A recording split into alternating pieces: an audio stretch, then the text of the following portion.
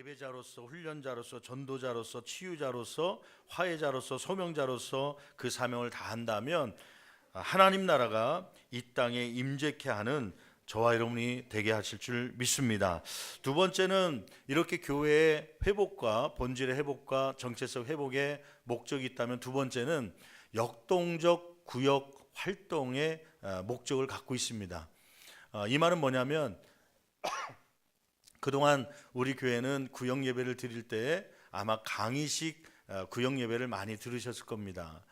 예배 축소형으로 주일날 목사님이 설교하듯이 구역장이 혹은 지구장님이 오셔서 설교를 하는 강의식 설교가 진행되었습니다. 그런데 아마 이 6주 동안에는 나눔식 성경 공부가 같이 진행될 것입니다. 그 안에는 질문이 있겠고요. 근데 그 질문은 어려운 질문이 아니라 누구나 다 대답할 수 있는 질문일 거예요. 그러면서 성경 말씀을 찾아보기도 하고 서로 대답해 가면서 아마 여러분들이 갖고 있는 생각들을 하나님의 말씀에 고정하기도 하고 깨닫기도 하고 또 생활 속에 실천할 수 있는 방법들을 찾게 되는 역동적 구역 예배가 되게 될 것입니다. 이러한 것을 기대하고 이제 40일 동안 진행되는데 여러분들 함께 동참하기를 원하고, 이러한 생캠 40일 캠페인을 시작하면서 우리에게 필요한 것이 있어서 오늘 말씀을 통해서 함께 나누기를 원합니다. 그것은 뭐냐면, 결론적으로 얘기하면 여러분, 이러한 은혜가 주어지기 위해서 먼저 우리의 묵은 땅을 기경해야 된다고 하는 말씀이죠. 오늘 이 본문 말씀 호세아서 10장 12절 말씀에 보면 하나님께서 호세아 선지자를 통하여서 이스라엘 백성들에게 너희는 묵은 땅을 기경하라 말씀을 합니다. 호세아 선지자가 활동하던 당시에 이스라엘의 영적 상태는 그러면 어떠한 모습이었습니까? 먼저 한번 살펴보기를 원하는데, 호세아서 10장 1절 2절 말씀 볼까요? 거기 말씀에 보면 그들은 번영할수록 하나님께서 물질의 축복을 주면 줄수록 하나님을 떠나서 다른 우상을 섬겼지요. 호세아서 10장 1절 2절 같이 한 목소리로 봉독해 봅니다. 이스라엘은 열매 맺는 무성한 포도나무라. 그 열매가 많을수록 잠깐만요. 그 열매가 물질이 많을수록 그들은 무엇을 많게 하였다는 거예요? 제단을 많게 하였다. 거기 제단에 한번 동그라미 쳐보실래요? 그 제단은 하나님께 드려지는 제단이 아니라 바알과 아세라, 그러한 우상 숭배하는 제단이었습니다. 하나님이 열매를 많게 하시고 물질을 많게 하시고 복을 주셨으면 하나님께 더 사모하며 예배하는 삶을 살아야 되는데 그러지 아니하고 우상 숭배의 자리로 갔다고 하는 것이죠. 계속 읽어볼까요? 열매가 많을수록 제단을 많게 하며, 그 다음에 같이 읽습니다. 그 땅이 번영할수록 무엇을 아름답게 했다는 거예요? 주상을 아름답게 하였다. 주상에 한번 동그라미 쳐보십시오. 이 주상은 무엇을 얘기하냐면 바알 신이라고 해서 바알의 석상을 만들었습니다. 돌로 상을 하나 만들었죠. 또 아세라, 바알은 남신이라면 아세라는 여신인데 남신과 여신이 만나야 그래야 풍요로운 식물을 얻을 수 있다, 열매를 얻을 수 있다, 이렇게 생각한 사람들이 아세라 여신을 또 만들었는데 목상, 나무로 깎아서 상을 만든 거예요. 그를 이제 석상과 목상 다 합해서 주상이라고 그러는데, 그 번영할수록 물질을 주니까 하나님을 더 섬기는 곳에 쓰는 것이 아니라 오히려 이렇게 우상을 만들고 섬기는데 그 물질을 쓰게 되었다고 하는 것이죠. 호세아서 4장 11절 말씀 보니까 그들은 음행과 포도주와 같은 세상적 쾌락에 마음을 빼앗겼습니다. 호세아서 4장 11절 같이 한 목소리 봉독합니다. 음행과 묵은 포도주와 새 포도주가 무엇을 빼앗았느니라? 마음을 빼앗았느니라. 하나님을 의지하고 하나님을 섬겨야 될 백성들의 마음을 세상적 쾌락에 빼앗기고 만 것이죠. 여러분, 호세아서 7장 14절 말씀 보니까 그들은 형식적으로 하나님을 찾았습니다. 호세아서 7장 14절 같이 한 목소리로 봉독합니다. 성심으로 나를 부르지 아니하. 이스라엘 백성들이요, 하나님의 이름을 부르는데 열심을 다해서 진실한 마음으로 부른 것이 아니라 형식적으로 불렀다고 하는 것이에요. 그 다음에 또 계속 읽어볼까요? 오직 어디에서요? 침상에서 슬피 부르짖으며. 여러분, 절기에는 또 안식일에는 어디에 나와야 됩니까? 하나님의 전으로 달려나와야 되는 것이죠. 그런데 하나님의 전으로 달려나오지 않고 그들은 침상에서 누워서 일어날 생각을 안 하고 거기서 슬피 부르짖었다고 하는데요, 그들은 영적 게으름이죠. 부르짖긴 부르짖는데 아이 뭐하러 교회까지 가냐, 그냥 침상에서 있자, 그냥 드라마 보면서 있자, 그런 모습으로 이스라엘 백성들이 바뀌었다고 하는 것입니다. 단지 그들이 하나님을 찾는 이유는 무엇 때문이라는 거예요? 슬피 부르짖으며, 그 다음 계속 읽어볼까요? 곡식과 새 포도주로 말미암아 모이며 나를 거역하는도다. 그들이 모이는 이유는 영적 성장이나 회개하기 위해서 주님 앞에 용서함 받기 위해서 나오는 것이 아니라 단지 먹을 곡식들, 그 다음에 쾌락을 누릴 새 포도주, 오늘날로 얘기하면 건강 때문에 나오고, 오늘날로 얘기하면 더 사업장에 복을 받기 위해서요, 월급이 더 늘어나기 위해서, 물질의 풍요로움을 위해서 나오지 신앙의 성장에 대해서는 관심이 없다고 하는 그러한 이스라엘의 모습을 책망하는 것이죠.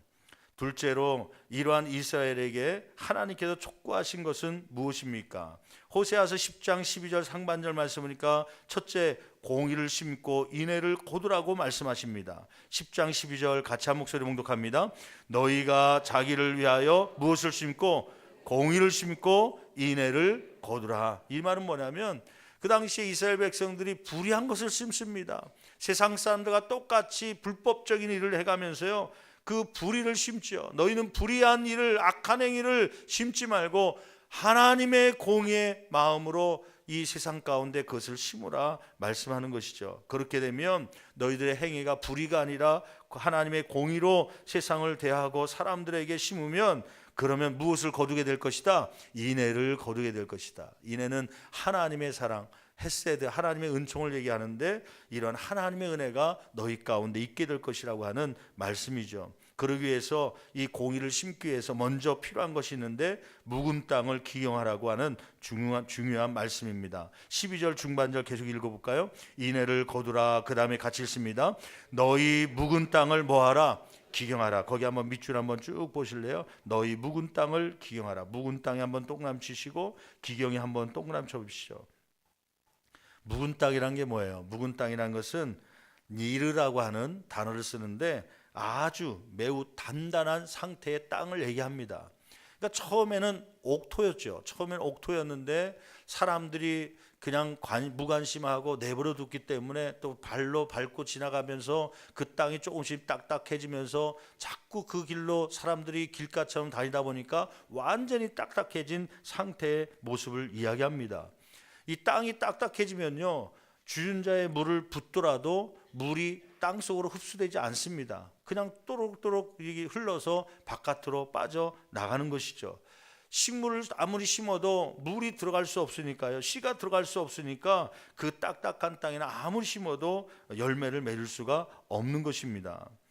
여러분, 혹시 우리의 마음이 이러한 묵은 땅이 되어 있지는 않습니까? 여러분, 이 묵은 땅이라고 하는 것은 마음의 상태를 얘기하는 것인데, 이 묵은 땅 같은 마음의 상태는 증상들이 있죠. 첫 번째 증상은 뭐냐면 은혜와 감동이 사라진 증상이 있습니다. 예전에는 말씀 한 구절에, 찬양 한 구절에 찬양을 부르면서 눈물을 흘렸던 그러한 심령이었는데, 지금은 찬양을 아무리 100곡을 불러도 아무런 감동이 없습니다. 말씀을 들어도 깨닫는 것이 없습니다. 그러한 은혜와 감동이 사라진 심정, 그것이 바로 묵은 땅입니다. 여러분, 묵은 땅의 증상은 또 무엇입니까? 감사와 찬양이 사라진 심령입니다. 불평과 원망이 많아집니다. 남편에 대한 불평, 부모님에 대한 불평, 왜 이러한 가정에 내가 태어났는가, 거기에 대한 불평.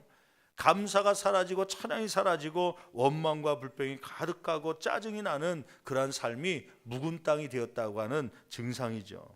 세 번째는 사랑의 열정이 식어집니다. 신앙생활을 귀찮게 여겨집니다. 교회 가는 것이 귀찮아집니다. 누가 봉사라면 나 쉬고 싶다, 나는 이제 좀 쉬어야 된다, 그 마음이, 열정적인 마음이 사라진 모습이 묵은 땅입니다. 이것을 기경하라고 하는 것이 기경하라. 기경하는 게 뭐예요? 기경이란 말을 히브리어 원어에 찾아보니까 쟁기질하다, 땅을 갈아엎다라는 뜻이에요. 아마 이제 봄이 되면 겨울철 이렇게 묵은 땅처럼 있었던 땅들을 모를 심기 위해서 혹은 어떤 식물을 심기 위해서 밭을 갑니다. 간다는 것은 뭐냐면 이제 쟁기로 밭을 깊게 파서 뒤집는 거죠. 뒤집는 거. 이 기경이라는 말을 쓸 때 심경이란 말을 합니다. 심경이란 건 뭐냐면 깊게 파야 된다는 거예요.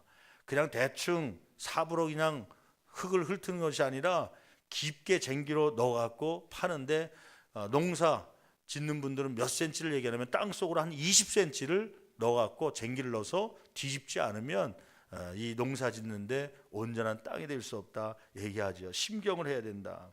그래서 왜 이 20cm 이상을 땅을 파갖고 뒤집어 놓냐면 그 안에 토양에 산소가 들어가게 했어요. 산소가 들어가야 그 흙 속에 미생물들이 활동하게 되고, 또 그 땅을 뒤집으면 소독과 또 살충이 된다고 하는 것이죠.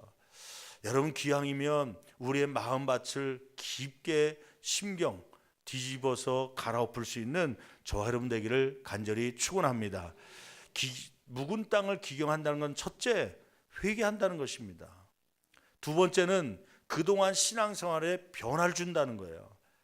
묵은 땅을 기경한다는 것은 그동안 신앙생활에서 뭔가 좀 변화를 줘서 다른 새로운 은혜를 받을 수 있는 준비를 한다고 하는 것이죠. 그런데 이 기경을 언제 하라는 것이에요? 12절 중반절 말씀 보니까 너희 묵은 땅을 기경하라. 그 다음에 뭐라고 기록되고 있습니까? 같이 봉독합니다. 지금이 곧 여호와를 찾을 때니. 거기 한번 밑줄 한번 보실래요? 언제 기경하라는 거예요? 지금이라는 거예요. 곧 하라는 거예요. 지금 하지 않으면, 이때 온 성도들이 함께 은혜를 받으려고 할 때 같이 따라가지 않으면 기회가 없어질 수 있다고 하는 것이죠. 우리는 오래 살 것처럼 때로는 생각을 합니다. 오늘만 날이냐? 다른 때도 하면 되겠지 하는데, 여러분 기억하십시오. 하나님이 부르신 날은 우리가 생각하지 못할 때에 온다고 하는 사실입니다. 기회는 계속해서 있는 것이 아니라 하나님께서 주신 기회를 잡을 때, 그때 주님께서 역사하시고 우리 가운데 새로운 은혜를 더하실 줄 믿습니다. 여러분, 기경의 단계가 있습니다. 첫째는 내가 묵은 땅임을 인정해야 기경할 수 있습니다. 나는 묵은 땅이 아니야, 나는 옥토야, 그렇게 생각하는 사람은요, 묵은 땅임에도 불구하고 기경하려고 하지 않습니다. 뭔가 변화가 필요하다, 뭔가 은혜가 있어야 된다, 그렇게 생각이 들어가야 여러분 묵은 땅을 기경할 수가 있는 것이죠. 두 번째는 변화를 주어야 합니다. 여러분, 왜 묵은 땅이 되었습니까? 왜 말씀을 들으면서 찬양을 하면서도 기도하면서도 감동이 없습니까? 그 이유는 여러분 수없이 그 길을 걸어왔기 때문입니다. 그냥 주일날 와서 앉아있다가 1시간 예배드리고 갔고, 그냥 찬양 부르니까 찬양했고, 처음에는 은혜가 됐을지 모르지만 점점 그 자리에 그대로 있다 보니까 어느샌가 그 길가처럼 사람들이 왔다 갔다 하다 보니까 그 발걸음에 딱딱한 땅이 된 것처럼, 흙이 된 것처럼 묵은 땅이 돼버린 것입니다. 이제는 그 일상의 생활, 신앙생활을 뒤집지 않으면 여러분들은 또 다른 열매를 얻을 수가 없는 것입니다. 변화를 주라고 하는 것이죠. 여러분, 게으른 사람이, 어떤 사람이 게으른 사람이라고 생각하십니까? 게으른 사람은 아무런 것도 하지 않고 그냥 활동을 하지 않고 앉아있는 사람이 게으른 사람이 아닙니다. 게으른 사람은, 사람에게는 두 종류의 일이 있습니다. 하나는 해야 할 일이 있습니다. 해야 할 일. 아버지로서, 어머니로서, 학생으로서, 목사님으로서, 집사님으로서 해야 할 일이 있죠. 두 번째는 무엇이냐면 하고 싶은 일이 있습니다. 하고 싶은 일. 이것도 하고 싶고 저것도 먹고 싶고 하고 싶은 일이 있죠. 그런데 여러분, 게으른 사람은 해야 할 일에 집중하겠습니까? 하고 싶은 일에 집중하겠습니까? 게으른 사람은요, 학생으로서 해야 할 일에 집중하는 것이 아니라 그냥 단지 하고 싶은 일에만 관심을 갖는 사람이에요. 하고 싶은 일에만 관심을 갖다 보니까 무엇을 놓치고 있는 거예요? 해야 될 일을 놓치고 있는 거예요. 농부가 씨를 뿌려야 될 때 씨를 뿌려야 되고, 또 밭에 나가야 될 때 밭을 나가야 되는데 그거는 해야 될 일이죠.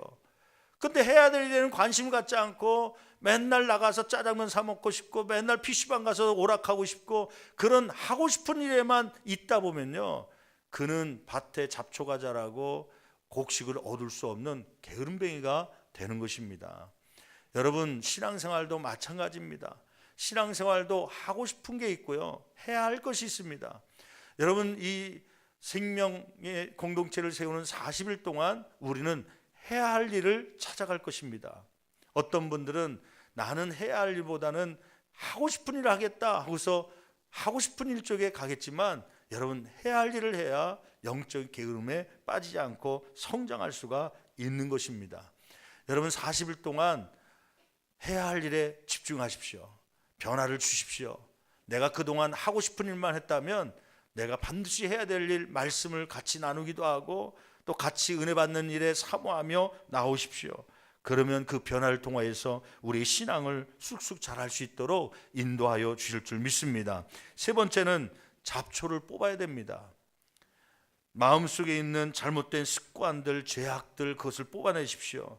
그리고 마지막에는 영양가를 공급해야 됩니다. 하나님의 말씀을 집어넣어야 그 땅이 기경되는 것이죠. 비료를 넣기도 하는 것이죠. 셋째로, 묵은 땅을 기경한 자에게 주시는 하나님의 복은 무엇입니까? 호세아서 10장 12절 마지막 부분에 보니까 이러한 축복을 주신다고 약속하지요. 곧 여호와를 찾을 때니, 그 다음에 같이 봉독합니다. 마침내 여호와께서 오사 공의를 빛처럼 너에게 내리시리라. 마침내 여호와께서 오사 공의를, 하나님의 은혜를 빛처럼 너에게 내려주시리라. 여러분, 묵은 땅을 기경한 사람에게 하나님의 신령한 은혜가 더욱더 내려지게 될 줄 믿습니다. 19세기 중반에 식물학자 유스투스 리비히라고 하는 사람이 식물 성장에는 최소량의 법칙이 있다고 하는 그 법칙을 이야기했습니다. 무기 영양소에 관한 법칙이었죠. 더 구체적으로 얘기하면 식물이 성장하기 위해서 좌우하는 것은 넘치는 요소가 아니라 가장 부족한 요소 때문에 그 성장이 결정된다. 예를 들어 볼까요? 여러분, 식물의 3대 요소에 그러면 어떤 것이 3대 요소입니까? 식물이 자라가려면요. 물론 이제 그거는 양분이죠. 양분이 지금 질소, 인산, 칼슘, 이거는 양분을 얘기합니다. 근데 식물이 자라가려면요, 크게 그런 양분이 필요하고, 두 번째는 수분이 필요하고, 첫 번째는 또 햇빛이 필요합니다. 그러니까 햇빛, 그 다음에 수분, 물, 그 다음에 양분. 양분이라고 하는 것은 아까 얘기했던 질소, 인산, 칼슘이라고 하는 그러한 것이 세 가지가 들어가야 되는 거죠. 그래서 요즘에는 복합 비료 해갖고 복합 비료로 이 양분을 제공하죠. 그런데 한번 생각해 보세요.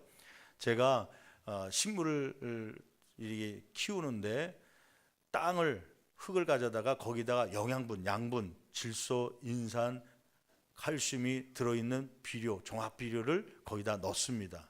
그리고는 매일같이 그 식물이 자랄 수 있도록 물을 부었습니다. 근데 그 화분을 어디다 넣냐면 저 캄캄한 지하에다 놨어요. 그럼 무엇이 들어가지 않는 거예요? 햇빛이 들어가지 않아요. 그러면 그 식물은 아무리 물 주고 아무리 좋은 비료를 주더라도 그 식물은 제대로 열매를 맺을 수 있을까요? 없습니다. 뭐가 없기 때문에요? 햇빛이 비춰지지 않기 때문에요. 저희 강대상에 올라오는 이 화분들이 있는데, 이 화분들이 여러분들 주일날 와서 보지만 이 꽃을 피우고 또 유지하기 위해서는 주중에는 밖으로 내놔서 무엇을 보게 해야 되는 거예요? 햇빛을 보게 하는 거예요. 처음에는 그걸 잘 몰랐죠. 지하 기도실에 있는 화분이 자주자주 본당에 있는 것보다 자꾸 시들더라고요. 자꾸 이 말라가고 좀 시들고 썩고 그러는 것 같아요. 그래서 왜 그런가 하고 물을 안 줬나 해서 물은 열심히 줬죠. 또 땅이 흙이 안 좋아서 그런가 비료도 사다가 넣기도 했죠. 그런데 나중에 알고 봤더니 일주일 내내 무엇을 보고 있지 않은 거예요? 햇빛을 보고 있지 않은 거예요. 식물의 성장은 많은 영양분을 준다고 해서 그것으로 결정되는 것이 아니라 부족한 부분으로 그 식물의 성장은 결정된다는 것이에요. 이것이 최소량의 법칙입니다. 최소량의 법칙. 그러면 한번 이것을 적용해 볼까요? 여러분, 아까 우리가 이제 6주 동안 함께 배울 그 주제에 대해서 잠깐 소개했는데, 첫 번째는 우리는 하나님을 기쁘시게 하는 예배자라는 것이에요. 두 번째는 훈련자라고 하는 것이에요. 우리는 진리의 말씀을 연구하고 또 배우는, 또 그것을 관리하는 그러한 훈련자다. 세 번째는 하나님의 복음을 세상 가운데 땅끝까지 이르러 전파해야 되는 전도자다. 네 번째는 치유자라고 하는 것이에요. 아픔을 갖고 있는 사람에게 함께하는 그러한 치유자가 되어야 된다. 그 다음에 다섯 번째는 분열된 관계 속에 들어가서 하나 되게 하는 화해자가 되어야 된다. 그 다음에 마지막 여섯 번째는 사회적 책임을 다하는 소명자의 교회가 되어야 된다. 그래서 예배자, 훈련자, 전도자, 치유자, 화해자, 소명자, 여섯 가지인데 아마 몇 주 동안 공부하다 보면 여러분들이 그걸 달달달 외우게 될 수준까지 올라오게 될 것입니다. 문제는 여러분 진단해 보십시오. 오늘 아마 소그룹의 구역 예배에 들어가시면 아마 이 질문을 받게 될 것입니다. 최소량의 법칙, 내가 성장하고 싶어도 과다한 것 때문에 성장되는 것이 아니라 부족한 것 때문에 성장이 결정되거든요. 이 여섯 가지 중에 나에게 부족한 것은 무엇인지 한번 묵상을 하며 같이 나눠봤으면 좋겠어요. 어떤 분은 예배 생활이 부족해서 신앙생활이 거기서 멈춰져 있는 분이 있어요. 다른 건 다 좋은데 어떤 분은 훈련을 받지 못해 갖고요, 성경 공부한다, 어떤 훈련한다 할 때 빠지고 그러기 때문에 더 이상 성장하지 못하는 분들도 계시겠죠. 어떤 분들은 화해하지 못한 관계가 어그러진 상태에 있기 때문에 그것 때문에 신앙이 교회와도 기쁘지 않고 신앙생활에도 더 이상 성장하지 못하는 그러한 분들도 있죠. 여러분, 이 최소량으로 남아있는 부분들을 이번 8주 동안에 조금씩 끌어올려 성장시킬 수 있는 저와 여러분 되기를 간절히 축원합니다. 예배 생활이 부족했던 사람은 예배 생활에 집중하길 바라고, 또 화해해야 될 사람도 있다면 찾아가서 화해할 수 있는, 그래서 아마 5주째 정도 되면 우리가 우체통 하나를 크게 만들려고 그래요. 아마 우리 특별 행사팀에서 준비하고 있는데 여러분에게 편지와 편지를 나눠주면서 봉투에다가 또 편지지에다 써서 내가 화해해야 될 사람, 교회 안에 그러한 사람들에게 글을 써갖고 우체통에 넣어주면 저희들이 우체부들이 아마 배달을 하게 될 것입니다. 그러면서 관계가 회복되면서 영적으로 성장하기를 간절히 축원합니다. 그러기 위해서 묵은 마음의 땅을 기경하고자 하는 마음과 결단이 있어야 되는데 몇 가지 여러분에게 제안을 드립니다. 첫째는 여러분 이 8주 동안에 묵은 땅을 기경해서 신앙을 성장하기를 원하고 열매를 맺기를 원하시는 분은 첫째, 교재를 구입하시는 게 좋습니다. 그래서 아마 저 밑에서 소그룹 교재로 또 매일같이 묵상하는 교재로 이 책을 판매하고 있습니다. 우리가 교회입니다 라고 하는 책자입니다. 이 안에 보면 매일같이 40과가 있는데 40일 동안 읽을 내용들, 한 과 읽을 때 한 10분 정도 분량이에요. 그 정도 읽을 수 있는 분량을 하루하루 읽을 수 있는 분량, 또 그 안에 보면 소그룹 교재가 담겨져 있습니다. 그래서 구역 예배 때 이 교재를 펼쳐놓고 그 말씀대로 같이 공부하게 되는 것이죠. 비싸진 않습니다. 15,000원 정도 주시면 여러분 내려가면서 구입할 수 있고요. 또 이것을 주면 무엇을 주냐면 밴드를 줍니다. 밴드. 저는 연두색 밴드를 차고 있는데 여러분들은 어떤 밴드를 차고 있는지 모르겠어요. 여러분들 이 밴드가 다 손목에 차 있기를 간절히 바랍니다. 그래서 모든 성도들이 함께 동참하고 있다는 것을 격려할 수 있기를 바라고요. 두 번째는 여러분 참여해 주십시오. 참여해 주십시오. 참여하는 부분이 세 부분이 있습니다. 첫째는 주일 예배입니다. 이제 다음 주부터 6주 동안에 이 주제에 맞는 메시지가 전달될 것입니다. 그리고 두 번째는 주일 오전 예배뿐만 아니라 교재를 통한 매일 묵상에 동참해 주시길 바랍니다. 이 교재를 사갖고요, 매일매일 해서 40일 동안 3월 11일부터 4월 21일까지 부활주일까지 40일 동안 특별 새벽 집회를 합니다. 그동안에는 21일 하기도 하고 14일 하기도 했는데 이번에는 40일 동안 해서 새벽 기도의 교재는 이 교재를 가지고 합니다. 3월 11일부터는 그 월요일부터는 1과 또 화요일날 2과 이렇게 해서 40일 동안 말씀을 나누게 될 것입니다. 그리고 세 번째 여러분 동참하실 장소는 어디냐면 구역 예배입니다. 그래서 그동안 참여하지 못하셨던 분들, 평일날 예배드리기 때문에 못하신 분들은 이번 주부터 7주 동안에 여러분들이 주일 오전 예배 마치면 식사를 하고 1시 10분 정도부터 한 2시 40분까지 구역 모임이 교회에서 혹은 또 가까운 집에서 있게 됩니다. 아마 구역별로 다 정해지리라 생각하고요. 모르신 분들 한번 지구장님이나 구역장님께 문의해서 같이 동참하길 바라고, 평상시보다 한 10% 20%, 평상시에 구역원에 한 60%가 참여했다면 이번 40일 동안에는 아마 10% 20%더 성장돼서 70, 80%의 성도들이 함께 참여해서 아마 구역 예배를 드리게 될 것입니다. 그 안에서 같이 서로 말씀을 나누기도 하고 또 기도의 제목을 나누기도 하면서 더 이 대예배를 통해서 받지 못하는 은혜들을 그 안에서 체험하게 될 것입니다. 우리 학생들은 저 2층에 있는데 초등부, 중등부, 고등부 학생들은 아마 각 예배 때마다 분반 공부 선생님들을 통해서 이 말씀이 주어질 것입니다. 어린아이부터 장년일까지 한 방향으로 같이 이 말씀을 묵상하고 나갈 때 생각하지 않았던, 또 생각한 것보다 더 큰 은혜가 저와 여러분 가운데 있게 될 줄 믿습니다.